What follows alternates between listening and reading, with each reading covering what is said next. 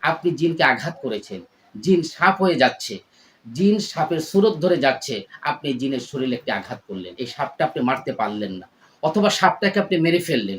এই জিনটা যদি, এই সাপটা যদি জিন সাপ হয়, তাহলে এর আত্মীয় স্বজন যারা বেঁচে আছে আপনাকে তারা বাঁচতে দিবে না, কঠিন থেকে কঠিনভাবে আপনার উপর আক্রমণ করবে। অনেক সময় দেখা যায় জিন কুকুরের সুরতে, বিড়ালের সুরতে এরকম রাস্তা দিয়ে হাঁটে, আমরা বুঝতে পারি না, জিনের শরীরে আমরা আঘাত দিই।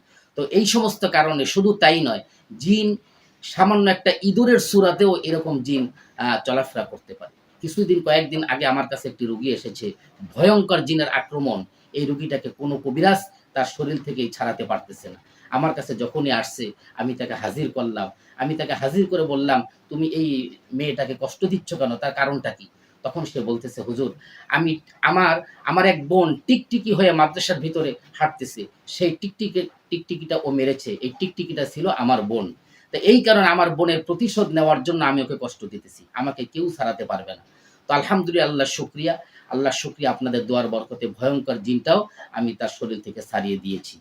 আলহামদুলিল্লাহ। তা এইজন্য আমার বলার উদ্দেশ্য হচ্ছে, সামান্য একটা টিকটিকি হয়েও জিন চলাফেরা করতে পারে।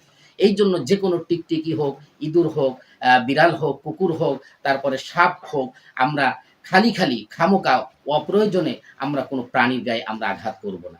এরপরে সাপ যদি আপনার মারতেই হয়, এটার একটি সুন্নত তরিকা আছে। সুন্নত তরিকা হচ্ছে, আপনার আগে বলতে হবে, "তুমি যদি জিন হও চলে যাও, আর সাপ হলে তুমি থাকো।" এই কথাটা যদি আপনি ৩ বার বলেন, তা সে অবশ্যই, যদি জিন হয় সে ওখান থেকে চলে যাবে।